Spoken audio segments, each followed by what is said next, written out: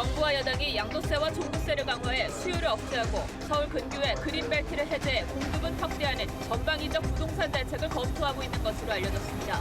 치솟는 집값에 서울에서 경기로 이주한 인구가 16년 만에 최고치를 기록했습니다. 이해찬 민주당 대표가 교섭단체 대표연설에서 수도권 공공기관 122개를 지방으로 이전하는 방안을 거론하며 균형 발전을 강조했습니다. 삼성 반도체 기흥 공장에서 이산화탄소 유출 사고가 나 20대 협력업체 직원이 숨지는 등 3명의 사상자가 발생했습니다. 가짜 방화문을 만든 제조업체와 허위 시험 성적서로 사용을 승인한 시공 감리업체 등이 무더기로 적발됐습니다.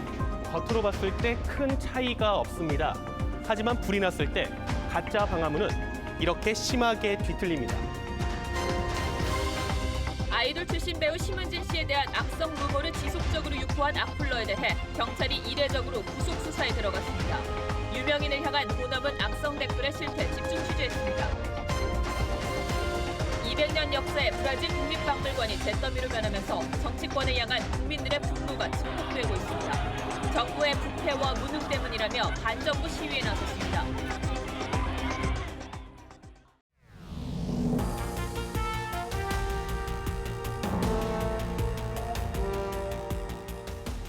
여러분 안녕하십니까?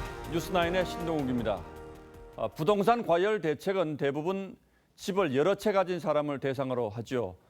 실제로 살지도 않으면서 투기를 위해서 집을 사모으는 걸 막기 위해서입니다. 그런데 정부가 집 한 채 가진 사람들에 대해서도 규제를 강화하는 카드를 검토하고 있습니다.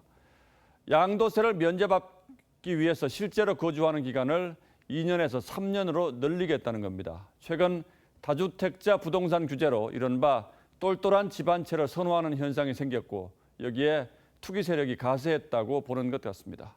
먼저 정운섭 기자가 보도합니다. 강남의 한 아파트입니다. 2년 전보다 7억 원 가까이 올랐습니다. 아파트를 팔 때 양도세로 집값 상승분의 최대 40%, 2억 8천만 원을 내야 하는데 1주택자 집주인이 2년 동안 이 아파트에 직접 거주했다면 양도세를 내지 않습니다. 정부가 양도세 면제 실거주 요건을 현행 2년에서 3년으로 늘리는 방안을 검토하고 있습니다. 대상 주택은 서울 25개구 전역을 포함한 전국 43곳의 조정 대상 지역입니다. 26개를 다 놓고 검토를 하잖아요. 검토하는 사항들이 다 언론에 이미 다 나왔던 사항들. 1주택자라도 전세를 끼고 집을 사는 이른바 갭 투자로 인한 투기 가수율을 막겠다는 뜻입니다. 실수요자에게만 양도세 혜택을 주겠다는 것으로 주택시장의 불안 요소인 갭 투자를 차단하는 목적이 있는 것으로 분석이 됩니다. 민주당 관계자는 소득세법 시행령만 고치면 되기 때문에 국회를 따로 거치지 않고도 시행이 가능하다고 전했습니다. 하지만 정부 내부에서도 실제 정책 효과에 대한 반론이 적지 않아 최종 결론을 내리지 못한 것으로 전해집니다. TV조선 정우섭입니다. 또 한편에선 주택 공급 확대를 위해서 수도권의 그린벨트를 일부 해제하는 방안도 추진되고 있습니다. 며칠 전 이해찬 민주당 대표가 대규모 수도권 주택 공급을 주문했고 정부가 즉각 호응하면서 당장 대규모 택지 물색에 나섰는데 그만한 땅이 그린벨트밖에는 없기 때문입니다. 이어서 홍혜영 기자입니다. 수도권 지역 30여 곳에 30만 가구를 공급하겠다고 한 국토교통부는 서울에서 가까우면서도 최대한 빨리 주택을 공급할 수 있는 지역을 물색하고 있습니다. 최단기간에 지금 당장 필요한 교통이 양호한 지역에 택지를 추가적으로 발굴함으로써 도심 내 수요를 충족시킬 수 있는 입지를. 정부와 여당은 이미 훼손된 개발 제한구역 그린벨트 일부를 풀어주는 방식을 유력하게 검토하고 있습니다. 이번에 나온 대책에 따라서 좀 많이 할 것 같은데 구체적으로는 좀 그쪽에서 이제 검토가 끝나고 협의가 돼야 알 수 있는 내용이고. 실수요자를 위해 공공주택뿐 아니라 민간주택 분양을 포함하는 안도 추진합니다. 민주당 관계자는 추석 전 국토부와 발표할 대책에 할 수 있는 건 다 넣겠다고 했습니다. 하지만 또 다른 개발 호재가 돼 부작용을 낳을 가능성도 배제할 수 없습니다. 노동자금을 안 빼주고 어설프게 공급을 하면은 그 공급이 오히려 투기를 촉발시키는 경우가 있습니다.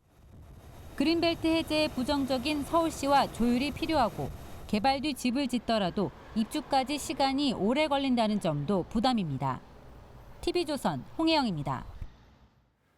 최근 들어서 부동산 가격이 치솟고 있다고는 합니다만 사실 오르고 있는 집은 대부분 서울에 집중되어 있습니다.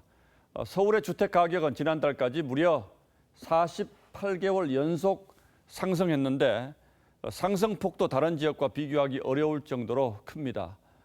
예를 들어서 서울 강남 대치동의 은마 아파트의 경우는 4년 전에 9억 7천만 원에 거래됐던 전용 면적 84제곱미터 한 채가 2달 전에는 17억 9천만 원에 거래됐습니다. 4년 만에 2배 가까이 오른 거죠. 사정이 이렇다 보니 올 상반기 서울을 떠나서 경기도로 이주한 인구가 16년 만에 가장 많았는데 이 가운데 30, 40대 인구 비중이 가장 높은 것으로 나타났습니다. 보도에 김자민 기자입니다. 서울 송파에서 일하는 30대 직장인 정수현 씨. 직장 근처에 있는 집을 알아봤지만 도저히 감당할 수 있는 수준이 아니었습니다. 송파 아파트는 이제 엄두를 낼 수가 없는 상황이고요. 너무 비싸서. 거의 한 2배 정도 됐던 것 같아요.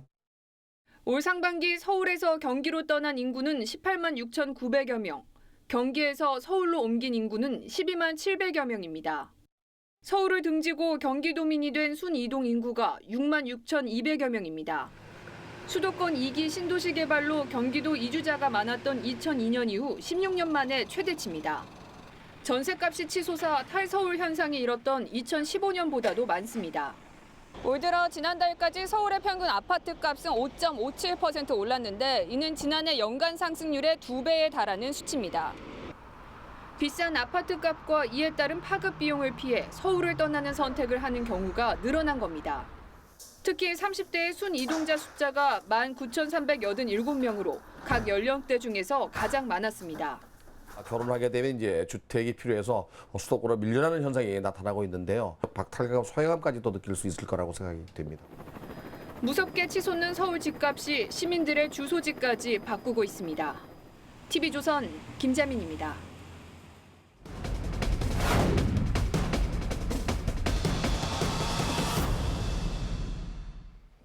예, 공실의 공포. 오늘은 두 번째 순서로 서울을 벗어나서 최근 새로운 건물이 많이 들어선 신도시의 상황을 살펴보겠습니다. 임대료를 내려도 세입자를 찾지 못해서 1년씩 비어있는 사무실이나 가게가 수두룩해서 공실 쓰나미라는 말까지 나오고 있는데 세종시나 공기업이 이전해간 지방 혁신도시들의 문제가 특히 심각합니다. 송병철 기자가 그 현장을 취재했습니다. 건물마다 임대 플래카드가 내걸렸습니다. 임차인을 파격적으로 지원한다는 문구도 등장했습니다. 한국소비자원 등이 이전한 충북 혁신도시의 풍경입니다. 임대인들은 이렇게 임대료를 낮추면서까지 상가를 내놓고 있지만 임차인들은 쉽게 나타나지 않고 있습니다. 불경기의 여파에서 자유롭지 않은 데다 이전해온 공공기관에서 생기는 수요가 기대에 크게 못 미치기 때문입니다. 공공기관에 오시는 분들이 주말에는 서울이나 경기도 쪽으로 올라가고 평일에는 기관에 있는 식당을 이용해서 식사를 하시고. 세종시도 마찬가지입니다. 길 하나를 두고 국무조정실이 있지만 1층에 16개 상가 가운데 14개는 비었습니다. 옆 건물도 예외는 아니어서 최대한 임대료를 맞추겠다고 광고하기도 합니다. 올해 2분기 세종시 중소형 상가의 공실률은 12%로 전국 17개 시도 가운데 가장 높습니다. 유동인구가 없어가지고 1층은 그나마 2층은 식당들 한데 1층은 너무 임대료도 비싸고. 청사에서 멀어질수록 더 심각합니다. 지나가는 곳마다 임대 광고가 붙었는데 이런 건물들이 100m 넘게 이어집니다. 임대인들의 속은 타들어갑니다. 적당히 해드릴게 저도 너무나 비싸게 안 받을 거예요. 주요 신도시에 들이온 공실의 어두운 그림자가 점점 짙어지고 있습니다. TV조선 송병철입니다. 자, 지방 혁신도시들의 상황이 이런데 민주당 이해찬 대표가 수도권에 있는 공공기관 122개를 지방으로 이전하도록 하겠다고 말했습니다. 이미 대부분의 공공기관들이 지방 혁신도시로 이전을 했고 남은 공공기관들은 그럴 만한 이유가 있어서 남아있는 건데 여당 대표의 느닷없는 이 한마디에 해당 기관들은 초비상이 걸렸습니다. 박재훈 기자가 취재했습니다. 더불어민주당 이해찬 대표가 노무현 정부 당시 핵심 정책이었던 공공기관 지방 이전을 다시 꺼내들었습니다. 수도권에 있는 공공기관 중에 국가균형발전특별법에 따라 이전 대상이 되는 122개의 기관은 적합한 지역을 선정해 옮겨가도록 당정 간에 협의하겠습니다. 자치 분권과 균형 발전을 위해서라고 설명했습니다. 이해찬 대표는 지난해 국정감사에서 이전 대상 중 122개 공공기관이 이전 계획도 세우지 않았다고 지적했습니다. 산업은행, 중소기업은행, 코트라 등 1,000명 이상의 대형 기관만도 11곳이 포함됐습니다. 다만 기술보증기금 등 6개 기관은 이미 지방으로 이전해 갔습니다. 대상으로 선정된 공공기관들은 갑작스러운 이전 추진 발언에 깜짝 놀란 표정입니다. 저희가 아직 공식적으로 연락을 받은 게 없어가지고요. 지금 당장 입장을 말씀드리기 어렵고 나중에 정부 방침이 정해지면 이전해 간다면 절반 이상은 서울에 출장 와서 일해야 할 것이라는 말도 나왔습니다. 이해찬 대표는 또 국회의사당을 세종시에 설치하자고도 언급했습니다. 노무현 정부에 이어 지방 이전 논란이 다시 불붙을 조짐입니다. TV조선 박지훈입니다.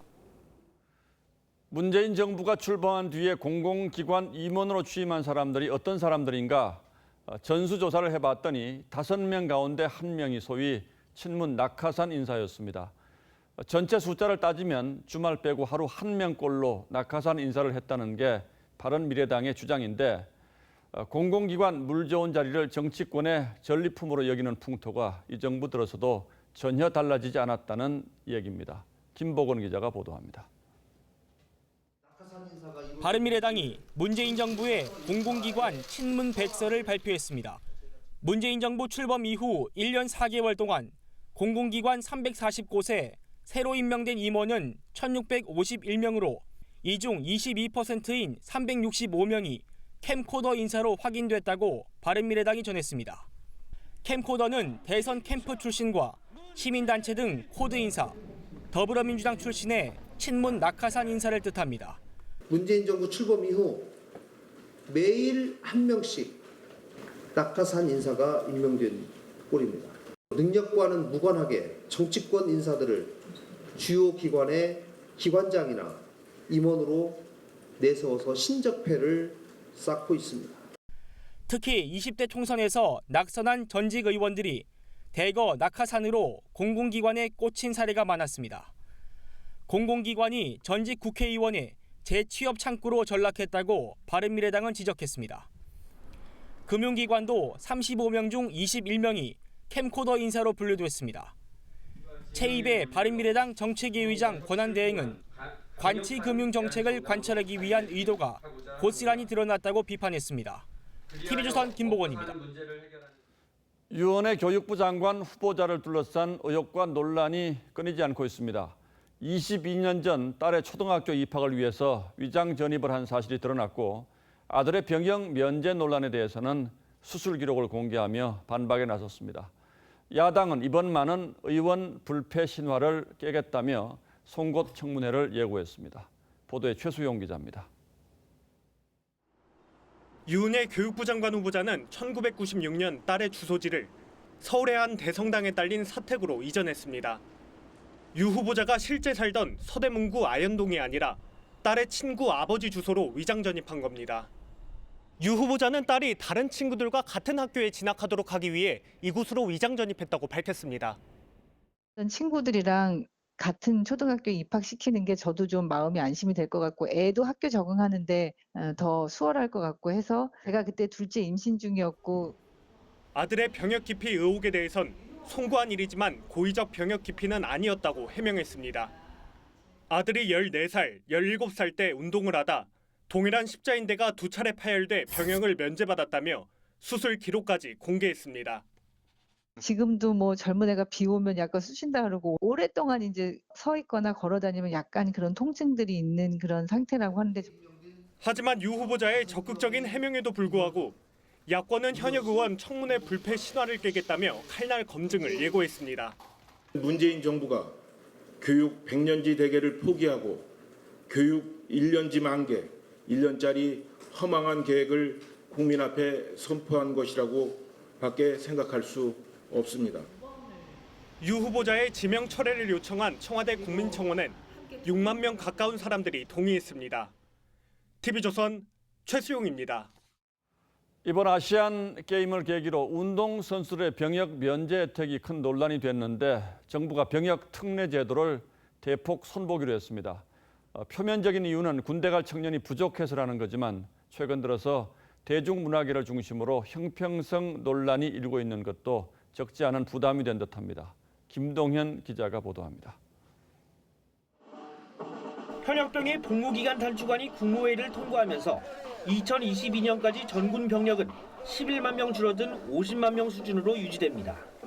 하지만 2002년부터 한 해 출생자 수가 50만에도 미치지 못해 병력 50만을 유지하는 게 쉽지 않습니다. 정부는 병역 특례 폐지 또는 대폭 축소 방안을 추진하고 있습니다. 다만 시기와 규모는 확정하지 않았습니다. 사안이 쉬운 사안은 아닙니다. 전반적으로 맞춰가기 위해선 시간이 좀 걸리고. 산업기능요원, 공중보건의 등 대체 복무자만 2만 9천 명, 그리고 의무경찰, 해양경찰 등 전환 복무자가 2만 9천 명입니다. 합치면 5만 명 이상의 병력 자원을 확보하는 셈입니다. 병역 특례 폐지안이 확정되더라도 소급 적용은 없을 전망입니다. 개선 방안을 낸다고 해도 그것을 소급 적용할 수는 없습니다만 여러 측면을 고려하며 국민의 지혜를 모아 가장 합리적인 개선 방안을 내기 바랍니다. 수십 명 수준에 머무는 체육인, 문화예술인 병역 특례는 병력 확보 측면에서는 큰 의미가 없습니다. 하지만 끊임없는 형평성 논란을 피하기 위해 재정비할 계획입니다. 문화예술인 병역 특례를 늘리기보다는 체육인 병역 특례를 줄이는 방향으로 전해집니다. TV조선 김동현입니다. 현재 담배는 담배세 외에도 한 갑당 841원의 건강부담금이 매겨져 있습니다. 그런데 술에도 이 건강부담금을 매길 수 있다는 얘기가 나와서 논란이 일고 있습니다. 어떻게 된 일인지 오늘은 윤태현 기자와 함께 따져보겠습니다. 자, 윤 기자, 이 얘기를 누가 한 겁니까? 네, 어제 국민건강보험공단 김용익 이사장과 기자들이 간담회를 했는데요. 예. 기자들과 질의응답하는 과정에서 관련 이야기들이 나왔고 그 자리에서 김 이사장은 술에 건강부담금을 매기는 것을 검토할 수 있다고 말한 것으로 전해집니다. 이 파문이 확산되자 건강보험공단은 아직은 계획이 없다며 진화에 나섰습니다. 그러면서도 충분히 검토할 수 있고 정부가 결정해야 할 사안이라면서 여지는 남겼습니다. 이게 아무래도 건강보험공단의 이 재정 문제 때문에 이런 얘기 나온 것 같은데 네. 재정이 이제 얼마나 나쁘길래 이런 얘기가 나옵니까? 문재인 케어의 핵심이라고 할 수 있는 국민건강보험공단의 재정 확충이 가장 큰 이유입니다.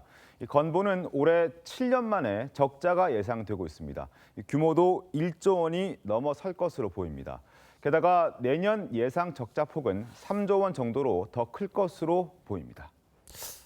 자, 그런데 이제 술 얘기했는데요. 술에는 네. 이미 세금이 여러 종류가 많이 붙어 있지 않습니까? 그렇습니다. 소주와 맥주의 경우를 먼저 보시겠는데요. 이 소주의 경우에는 제조 원가의 72%가 이 주세라고 하는 세금으로 되어 있습니다. 그리고 주세의 30%가 교육세로 더 붙습니다. 여기에 소비자가는 부가가치세 10%가 또 붙습니다. 결국 원가보다 세금이 더 많다고 보시면 됩니다. 예, 그런데 여기에 건강부담금까지 부과되면 뭐 소비자들의 부담이 훨씬 더 커지겠군요. 네, 그렇습니다. 아직 술에 대한 건강부담금이 매겨질지도 결정되지 않았고 또 매겨진다면 어느 정도 수준에서 결정될지도 모르는 상황이지만 3년 전 소주의 출고가가 90원 올랐을 때 일반 음식점에서 판매가는 500원 이상 올랐습니다. 상당하군요. 네, 6배가량 뛰는 셈인데요. 그만큼 조금만 올라도 이 부담금이 조금만 올라도 소비자들이 느끼는 부담은 커지기 마련이고 결국 서민 경제에 직격탄이 될 수밖에 없는 상황입니다.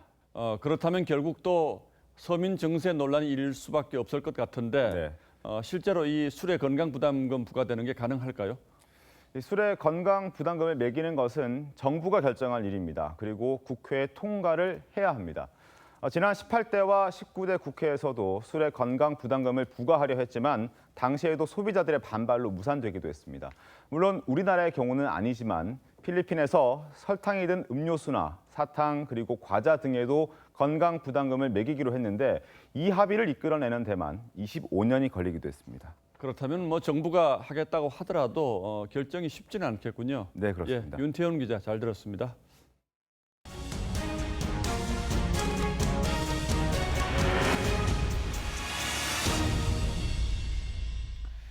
삼성전자 기흥공장에서 이산화탄소 누출 사고가 발생해 1명이 숨지고 2명이 크게 다쳤습니다.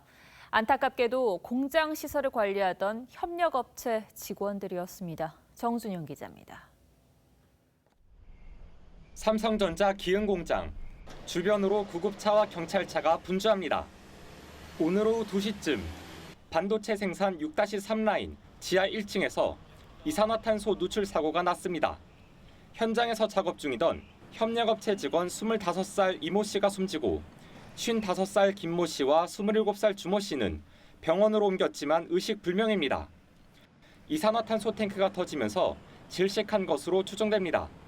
트럭가 하대 지나면서 그게 터지면서 이제 공사 현장에 있는 사람이 사망한 거라. 피해자들은 협력업체 소속으로 공장 설비를 관리해야 했습니다. 사고 현장에서 설비 교체 작업이 끝나고 그 사고자 세 분은 그 자재를 철수하는 작업 중이었고 다른 작업자들은 별도의 그 전기실에 있었고 2014년 3월에도 수원에 있는 이 회사의 한 연구소 지하에서 이산화탄소가 살포돼 50대 협력업체 직원이 숨진 바 있습니다.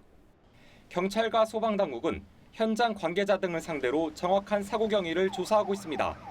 TV조선 정준영입니다. 지난 밤 사이 쏟아진 폭우로 충청과 경북 지역은 피해가 속출했습니다. 옹벽이 무너져 주민들이 긴급 대피하고 급류의 하천 다리가 끊어지기도 했습니다. 이호진 기자입니다.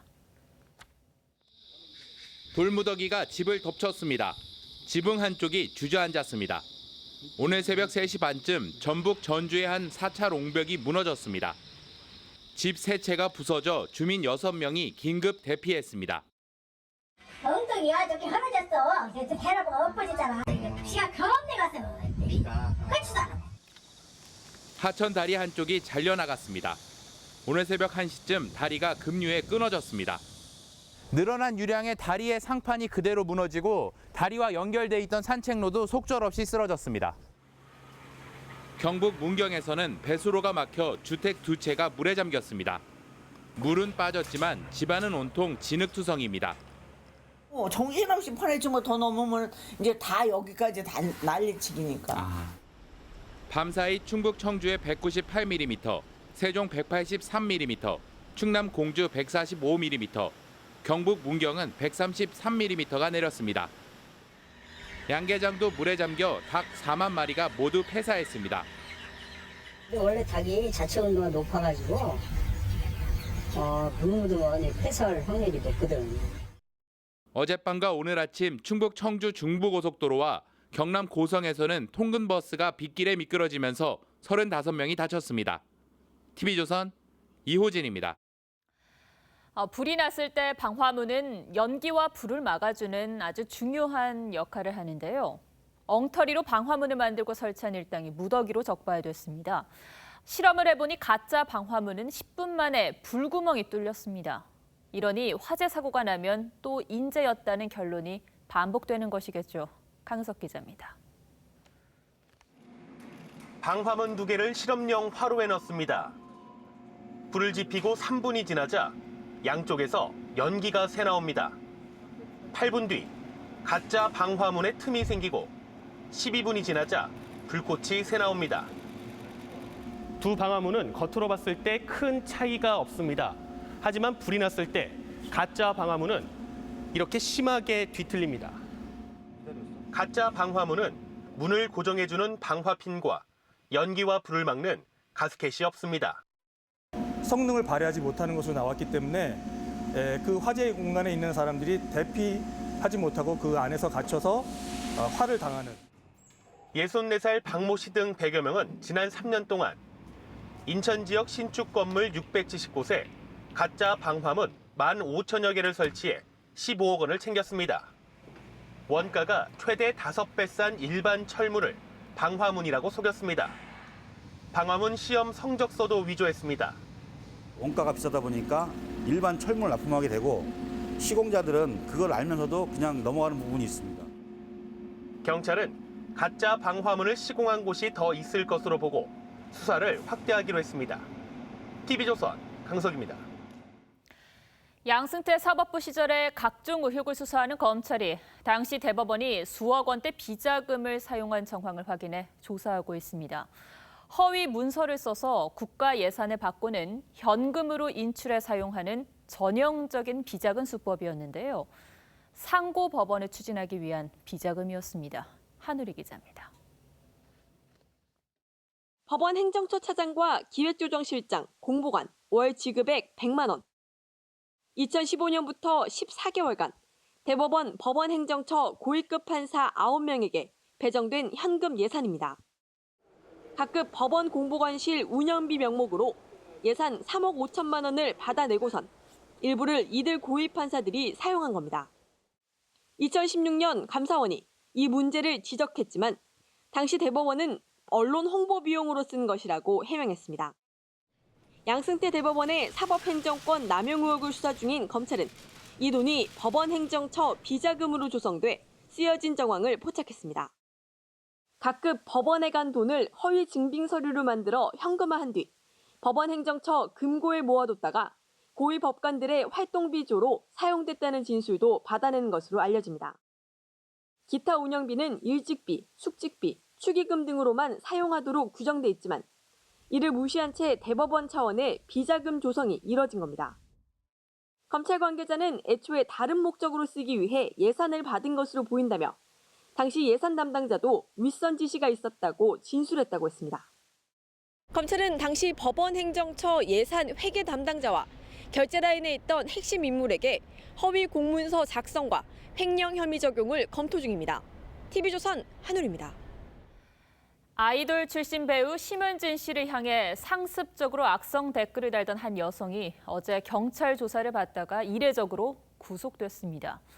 이제 악플에는 피해자들도 강경한 입장이고 수사기관도 마찬가지인데요. 먼저 장혁수 기자가 관련 내용 보도합니다.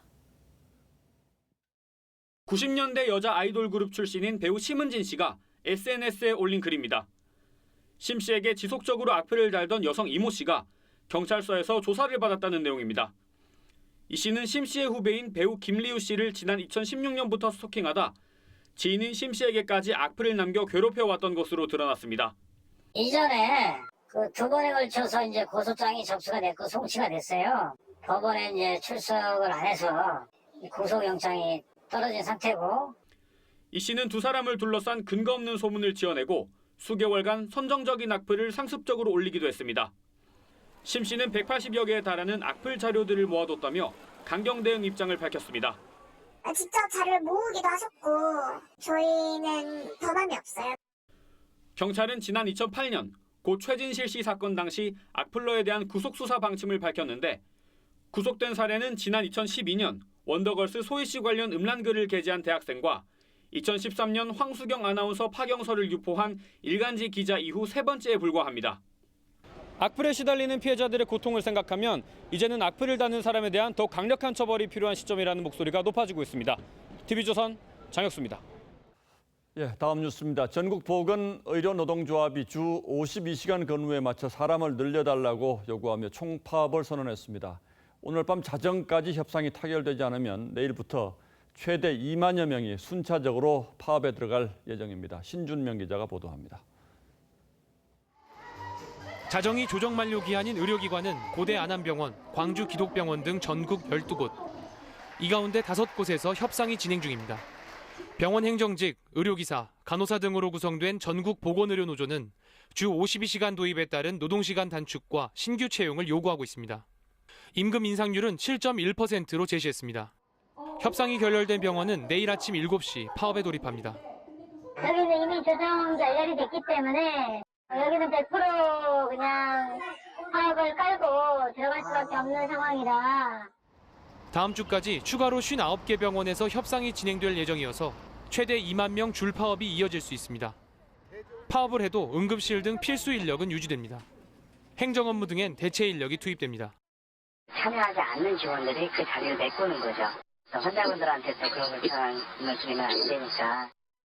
다만 파업이 장기화될 경우 의료 공백은 불가피할 전망입니다. TV조선 신준명입니다. 지난해 서울 강서구에서 장애 학생 학부모들이 특수학교를 설립할 수 있게 해달라고 반대하는 지역 주민들에게 무릎을 꿇고 호소하는 사진이 큰 논란을 불러일으킨 바 있는데 결국 1년 만에 주민들이 마음을 돌려 학교 설립 공사가 시작됐습니다. 하지만 그 대가로 지역 개발 약속을 받아내서 나쁜 선례를 남겼다는 지적도 있습니다. 보도에 윤혜웅 기자입니다. 서울 강서구의 공진초등학교.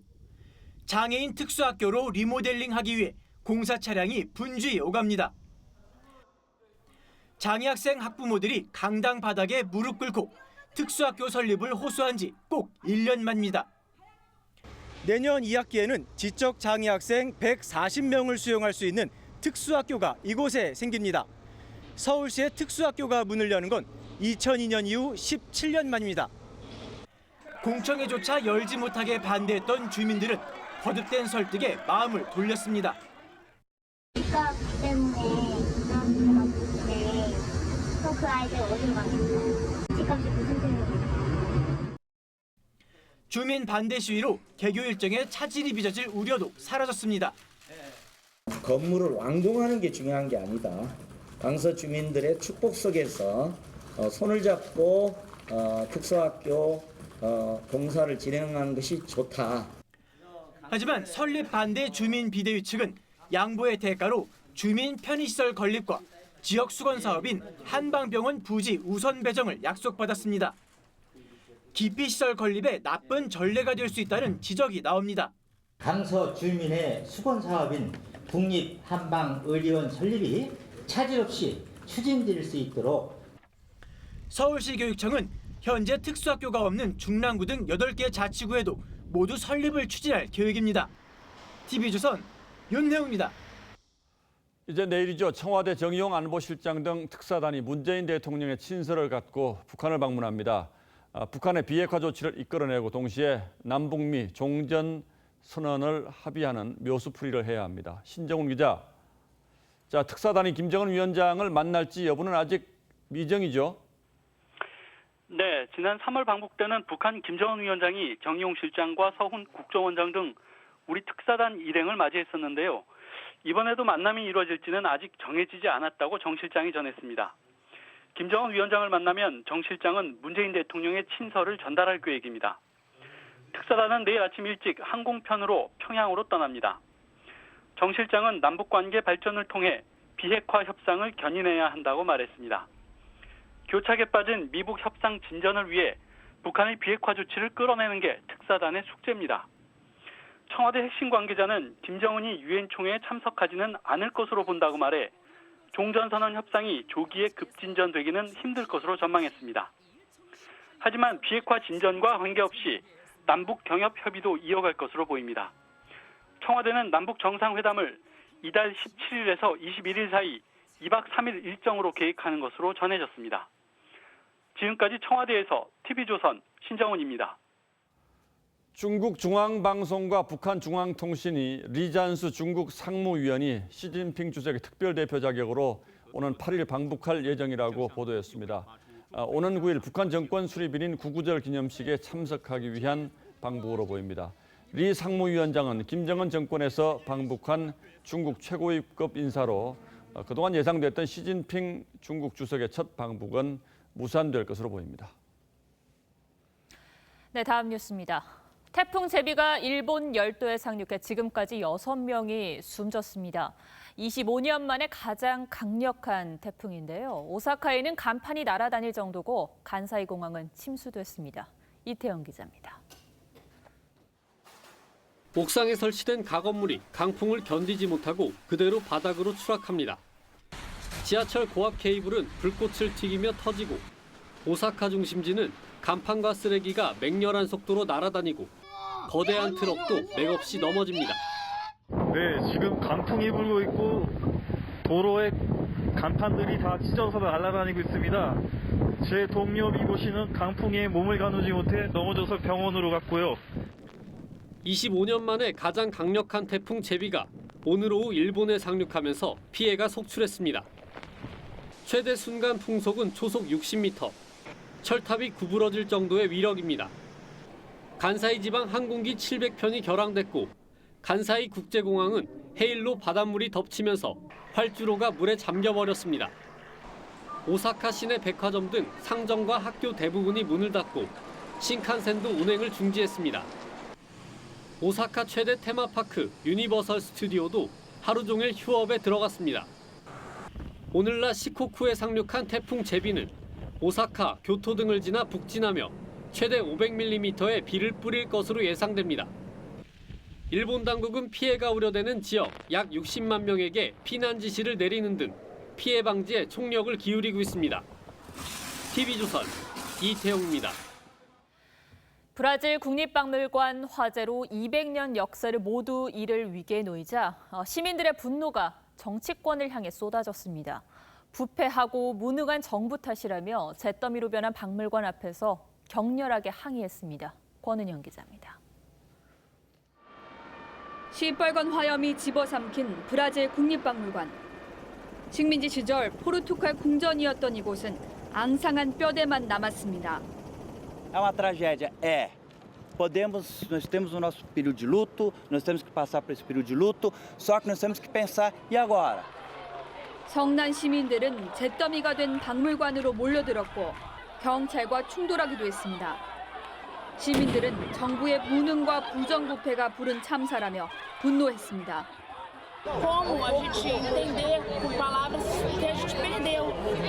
E hoje a gente está aqui para se despedir desse monumento e lutar para que ele possa. 잿더미 속에서 운석 같은 일부 소장품을 발견해 건물 밖으로 옮겼지만 2천만 점에 달하는 유물 가운데 90%가 소실된 것으로 전해졌습니다. 현지 언론은 박물관에 스프링클러조차 없을 정도로 자금이 부족했고 정부도 개보수에 인색했다고 비판했습니다. Meu sentimento, como disse, é de mais de revolta do que de tristeza, porque poderia ter sido evitado. Custo mínimo em relação aos custos que se faz jogar o dinheiro fora. 정확한 화재 원인은 밝혀지지 않은 상황. 10월 대선을 앞둔 현 정부에 대한 비판이 더욱 거세질 것으로 보입니다. TV조선 권은영입니다. 러시아도 국민들이 거리로 나섰습니다. 연금 수령 나이를 늦추는 연금 개혁을 추진하자 여론이 들끓은 건데요. 국민연금 개혁을 앞두고 있는 우리에게도 남 얘기만은 아니지요. 푸틴 대통령도 궁지로 모는 이 연금 개혁에 오늘의 포커스를 맞췄습니다.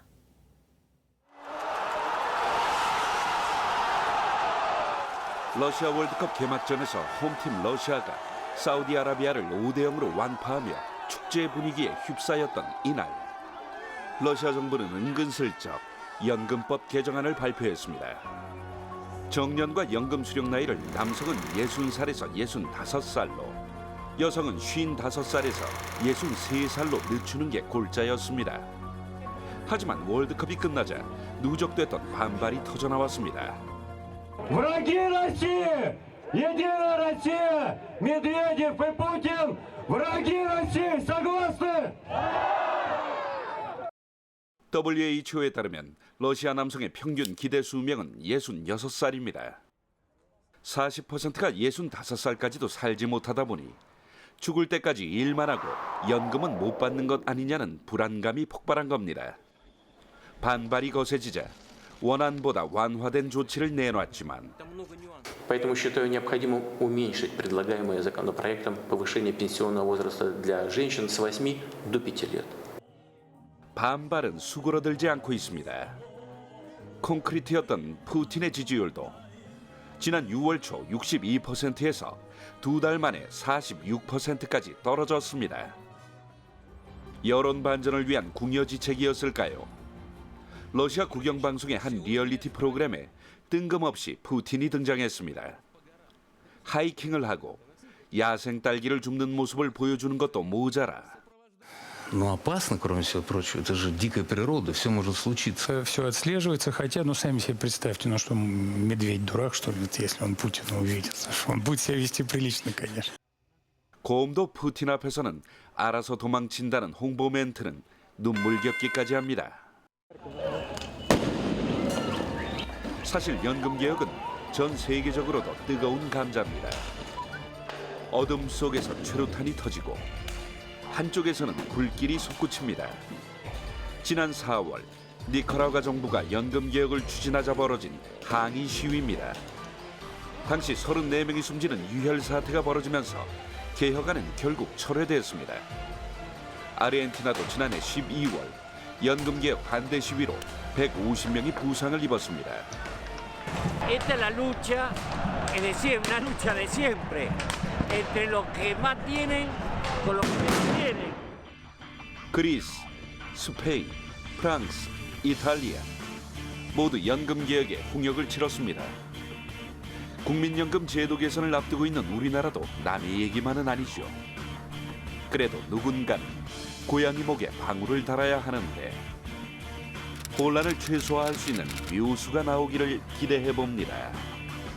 뉴스9 포커스였습니다.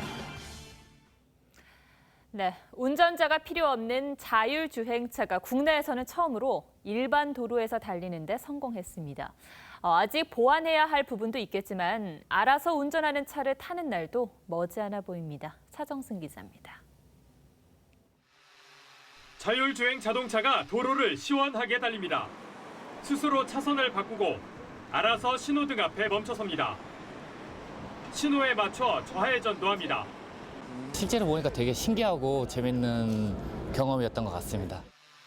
경기도와 차세대 융합기술연구원이 3년 연구 끝에 개발한 자율주행차 제로셔틀입니다. 제로셔틀은 길이가 5.1m, 폭이 1.8m로 최대 11명이 탈 수 있습니다. 차량 내부에는 자동차 핸들이나 페달이 없습니다. 제로셔틀은 고속도로를 직선으로만 달리거나 운전자가 꼭 탑승해야 했던 기존 기술보다 한 단계 발전했습니다. 도심 주행이 가능해진 건 차량 사물 통신 기술 V2X를 이용했기 때문입니다. 관제센터를 통해서 V2X 통신을 이용하여 셔틀에게 제공을 해주고 있습니다. 그래서 그러한 정보를 이용해서 저희가 교차로라든지 횡단보도를 통과하는 제로셔틀은 판교일 때 11km를 달리면서 몇 차례 급정거하기도 했지만 안전하게 시험 운행을 마쳤습니다. 초보 운전자 같은 느낌을 줍니다. 기술 융합을 따라가기 위해서는 내년이라도 상용할 수 있도록 최선을 다하는 게 중요하지 않나. 경기도는 교통 혼잡 시간을 피해 성능과 안전을 추가로 시험할 계획입니다. 이르면 11월에는 시민들도 타볼 수 있는 행사도 열 계획입니다. TV조선 차정승입니다.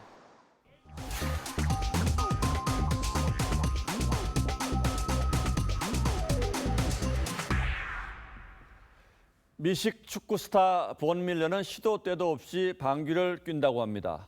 참다 못한 팀 동료들이 이 구단의 승인을 받아서 밀러가 라크룸에서 방귀를 낄 때마다 $500씩 방귀세를 물리는 자체 내규를 만들었습니다. 그렇게 해서 작년에만 $15,000가 쌓였다고 하는데 밀러는 한 인터뷰에서 세상에 누가 방귀를 억지로 참느냐고 항변했다고 합니다. 그런데 실제로 국가가 방귀세 고지서를 발부했던 경우도 있습니다. 발트해 연안의 에스토니아는 지난 2008년 목축 농민들에게 소 300마리당 $500만 원씩 세금을 내라고 통보했습니다. 가축이 방귀와 트리머로 배출하는 오염물질 메탄에 매기는 징벌적 세금이었는데 농민들의 반발에 부딪혀서 3주 만에 결국 취소한 바 있습니다. 건강보험공단 이사장이 술의 건강부담금을 부과하는 방안을 검토해야 한다고 발언하면서 때 아닌 죄악세 논쟁이 불거졌습니다. 죄악세란 담배, 술, 도박처럼 사회에 부정적인 영향을 주는 상품에 매기는 세금을 가리킵니다. 앞서 언급한 가축 방귀세 역시 크게 보면 이 죄악세 범주에 해당한다고 할 수가 있겠습니다. 이런 죄악세는 불경기의 각국이 만만한 증세 수단으로 쓰는 경향이 있습니다. 국민 건강이라는 명분을 내세울 수 있어서죠. 하지만 소득에 관계없이 한꺼번에 부과되는 데다 서민이 주 소비층이어서 손쉽게 서민 호주머니만 턴다는 비판이 늘 뒤따릅니다. 지난 2016년 술, 담배, 복권, 경마 같은 죄악세 범주의 세금이 18조 6천억 원에 이르러서 5년 사이에 7조 원이나 늘었습니다. 담배에 붙은 77%의 개별 소비세, 술에 붙은 72%의 주세가 큰 몫을 했죠. 이런 상황에서 술 죄악세 얘기가 또 나오는 건 정부가 국민 지갑을 너무 쉽게 생각하는 것 아니냐는 의구심을 낳을 수밖에 없습니다. 일자리 예산만 해도 50조 원을 쏟아붓고도 실적이 미미한데 내년에는 22%를 더 늘리겠다고 합니다. 가뜩이나 서민들이 살기 어렵다고 아우성인데 소주, 맥주에 세금을 더 붙이겠다고 하면 글쎄요. 그걸 마시는 서민들 역시 죄인 취급한다는 얘기가 나오지 않을까요? 9월 4일 앵커의 시선은 서민의 눈물 죄악세였습니다.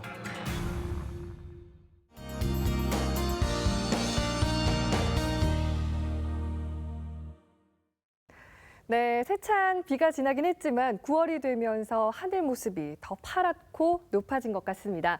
구름도 참 멋지게 펼쳐져 있죠. 바쁜 일상 속에서 잠깐이라도 하늘을 보는 여유 가지시면 어떨까 합니다.